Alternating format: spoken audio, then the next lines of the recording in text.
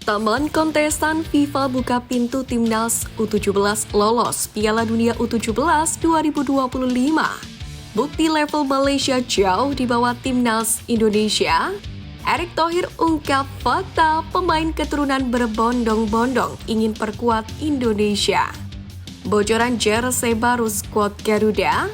Push like di bawah, lanjut simak informasi selengkapnya sebagai berikut.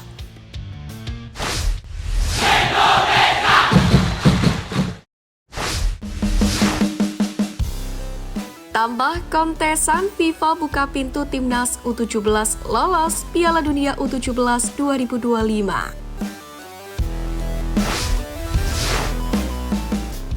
Timnas Indonesia U17 berhasil mengamankan satu tempat di putaran final Piala Asia U17 2025 yang bakal berlangsung di Arab Saudi setelah meraup 7 poin. Hasil dari 2 kemenangan dan 1 kali imbang dan menjadi salah satu dari 5 runner-up terbaik di kualifikasi Piala Asia U17 2025. Selain Indonesia, Asia Tenggara juga akan diwakili oleh Timnas U17 Thailand dan juga Vietnam.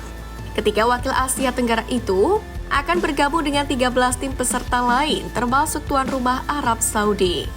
Adapun 12 tim lainnya adalah Jepang, Korea Selatan, Uzbekistan, Iran, Yaman, Australia, Afghanistan, Tajikistan, China, Oman, Uni Emirat Arab, dan Korea Utara.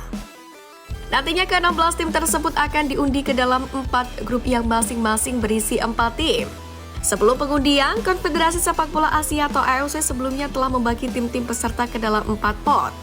Pembagian pot itu dibuat berdasarkan performa di putaran final dan kualifikasi Piala Asia U17 2023.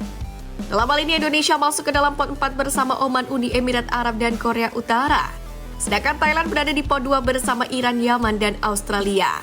Untuk Vietnam ditempatkan di pot 3 bersama Afghanistan, Tajikistan, dan juga China. Menurut jadwal Piala Asia U17 sendiri akan berlangsung mulai 3 April tahun depan. Turnamen ini sekaligus akan menjadi ajang kualifikasi untuk Piala Dunia U17 2025 di Qatar. Sebelumnya, FIFA melakukan perubahan dengan menambah jumlah tim peserta Piala Dunia U17 menjadi 48. Oleh karena itulah jatah untuk perwakilan AFC akan bertambah dari 4 menjadi 8 tim. 8 tim teratas Piala Asia U17 2025 akan lolos ke Piala Dunia U17 2025 sebagai perwakilan AFC. Itu artinya setengah dari 16 tim peserta di Piala Asia U17 2025 akan lolos ke Piala Dunia U17 2025. Dengan kata lain, peluang Indonesia untuk bisa lolos adalah sebesar 50%. Indonesia sendiri akan lolos ke Piala Dunia U17 2025 jika mampu melaju ke fase gugur Piala Asia U17 2025.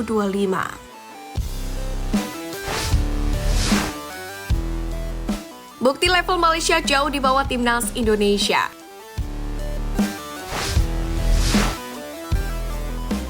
Timnas sepak bola Malaysia tampaknya harus rela untuk mengakui bahwasannya Timnas Indonesia bukan levelnya lagi untuk sementara waktu. Bukannya tanpa alasan mengapa Malaysia harus rela menganggap Timnas Indonesia sudah jauh berkembang akhir-akhir ini. Jika dibandingkan, prestasi sepak bola Malaysia memang tidaklah sebaik dengan apa yang diperlihatkan oleh Garuda. Bukan hanya dari segi capaian saja, namun dalam hal permainan hingga komposisi skuad, Harimau Malaya tampak sudah kalah kelas. Sebagaimana misal dalam hal capaian, Timnas Malaysia mulai dari level U16, U17, U20 hingga senior, tengah berada dalam situasi krisis prestasi. Harimau Malaysia tidak mampu untuk menunjukkan performa terbaik yang berujung pada hasil konsisten akhir-akhir ini. Ya, Malaysia tidak bisa berbuat banyak saat harus tersingkir di babak kualifikasi setelah tampil begitu buruk.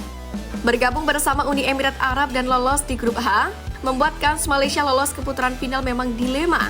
Apalagi setelah keputusan Lebanon untuk mundur secara mendadak membuat skenario Malaysia untuk lolos kian sulit. Dan benar saja, Malaysia harus gagal meraih satupun kemenangan selama babak kualifikasi yang berujung dengan ketidaklolosan mereka ke babak utama. Kegagalan Malaysia U17 lolos ke putaran final Piala Asia pun seakan menjadi pukulan telak bagi sepak bola negara itu. Hal ini karena pada ajang yang sama, tepatnya kategori U20, Malaysia juga gagal lolos ke putaran final beberapa waktu yang lalu. Ketidaklolosan Malaysia ke putaran final Piala Asia U17 dan U20 dilengkapi dengan capaian timnas level senior. Di Piala Asia 2023 lalu, Malaysia level senior juga hanya menjadi juru kunci klasemen dengan raihan 1 poin. Tim Harimau Malaya kalah kelas saat bersaing dengan negara Korea Selatan, Bahrain, dan Yordania di fase grup. Jika dibandingkan dengan pencapaian timnas Indonesia di berbagai level usia, nyatanya Malaysia kalah jauh. Selain itu, dalam beberapa pertemuan terakhir Malaysia juga menderita beberapa kekalahan saat bertemu dengan Garuda di beberapa ajang. Termasuk di Piala Asia U19 beberapa waktu yang lalu. Malaysia disingkirkan timnas Indonesia di semifinal dengan skor 1-0. Melihat perbandingan mencolok tersebut, tak salah jika Malaysia seharusnya rela untuk menganggap timnas Indonesia bukan lagi levelnya untuk sementara waktu.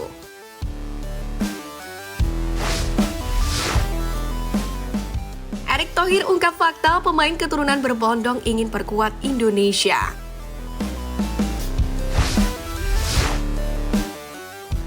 PSSI terus melakukan manuver untuk merekrut pemain keturunan untuk bisa memperkuat timnas Indonesia. Terakhir ada Kevin Dix yang proses naturalisasinya sedang diproses. Namun tidak hanya Kevin Dix saja, melainkan PSSI juga saat ini sudah mengajukan proses naturalisasi untuk dua calon pemain timnas wanita Indonesia. Adalah Estella Lopati dan Noah Laitomo. Karena itulah Erick Thohir sangat berharap Komisi 10 DPR RI saat ini dapat memberikan dukungan penuh. Dirinya juga menyebut kalau Menpora RI Dito Aryo Tejo telah berkoordinasi dengan Menteri Hukum Supratman Andi Aktas. Erick pun berharap proses naturalisasi pemain yang saat ini sedang berjalan dapat diproses dengan baik. Sehingga para pemain keturunan ini bisa tampil membela timnas Indonesia sesuai dengan target yang ditetapkan.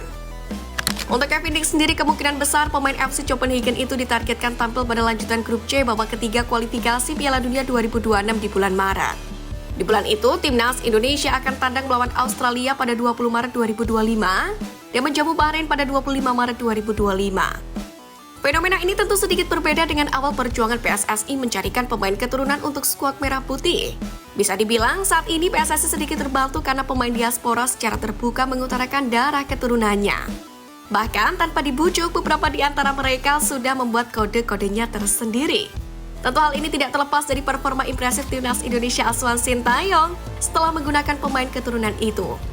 Di mana pencapaian timnas Indonesia akhir-akhir ini bisa terbilang cukup mengesankan hingga menjadi perbincangan internasional.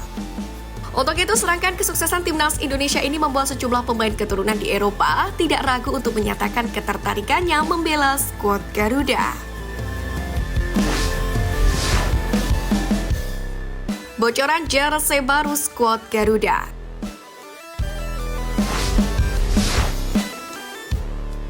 Jersey baru timnas Indonesia akan dirilis pada Februari tahun depan. Hal itu diungkapkan langsung oleh CEO Erspo Muhammad Sadat yang merupakan aparel resmi timnas merah putih. Sebelumnya seragam timnas Indonesia baru keluaran Erspo pada awal 2024 kemarin menuai kritik dari warganet. Mayoritas dari masyarakat tidak menyukai desain yang dipakai Tom Haye dan kawan-kawan. Meski begitu, Erspo terus melakukan manuver. Beberapa bulan lalu mereka mengeluarkan jersey latihan timnas Indonesia terbaru. Manuver aparel asli Indonesia itu pun tidak berhenti. Sadat mengatakan, Erspo berencana untuk mengeluarkan jersey terbaru untuk timnas Indonesia pada 2025. Menurutnya, proses produksi jersey baru ini akan melibatkan banyak pihak. Rencana di bulan Februari 2025 dan harapannya semua baru. Tahapannya kami akan melibatkan stakeholder yang melibatkan masyarakat. Harapannya semoga dapat diterima dari sebelumnya dan juga lebih baik dari sebelumnya, kata Sadat. Jika jersey baru akan keluar pada Februari mendatang, itu artinya Garuda bakal memakainya di sisa laga ronde ketiga kualifikasi Piala Dunia yang mana akan berlangsung pada Maret dan Juni 2025. Dua di antaranya adalah laga kandang kontra Bahrain dan juga Cina. Sementara soal warna, Sadat menjelaskan akan ada beberapa pilihan untuk menentukan warna jersey, namun ia tak ingin membocorkan lebih dalam soal jersey terbaru ini. Lebih dari itu, pemilik apparel jersey timnas Indonesia Erspo Muhammad Sadat pun mengatakan, perusahaannya akan memperluas sebaran penjualan jersey tim nasional menjelang laga timnas Indonesia versus Jepang dalam putaran ketiga kualifikasi Piala Dunia 2026 zona Asia di SUGBK, yakni pada 15 November mendatang. Dan yang lebih menarik lagi, khususnya untuk pemain timnas, Erspo memastikan bahwa timnas Indonesia dan para pemainnya mendapatkan persentase royalti dari penjualan jersey ini. CEO Erspo Muhammad Sadat menerangkan besaran persentase royalti yang dimaksud. Jadi, dari setiap penjualan jersey, Erspo memberikan royalti 7% ke timnas Indonesia, atau dalam hal ini diserahkan ke PSSI. Sementara pemain mendapatkan nilai royalti 10% berdasarkan jumlah penjualan sesuai name set pada jersey.